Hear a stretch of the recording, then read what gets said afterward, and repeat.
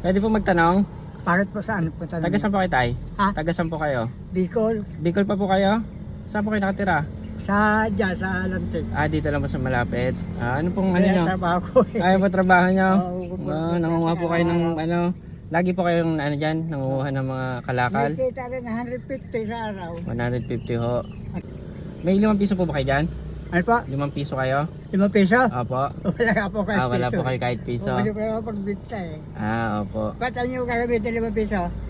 Ano po sana eh, wala akong magpapagasana ako, kulang po ang aking ano. Wala problema ko yan. Okay lang. Wala po kayong 5 pesos dyan. Ay, May asawa na po kayo? Meron na nga ako apo sa tuhod eh. Tatlo Ah. na eh. Hanap buhay nyo pa mamulot kayo ng kalakal? Oo. Hindi po kaya ang benta niyan. Sa Martes pa. Sa Martes Iniipon nyo po siya. Opo. Eh ano tay, wala kayong 5 piso po dyan? Ha? Wala kayong 5 piso? Wala nga po. Wala pagbenta Siya, eh. bibigyan ko na lang po kayo ng bigas kung wala kayong 5 piso dyan tay ha. Okay, salamat ha. Pasensya, wala talaga eh. Opo, okay lang po. Okay, maraming salamat to. Opo, sige tay. Sige, Opo, sige tay.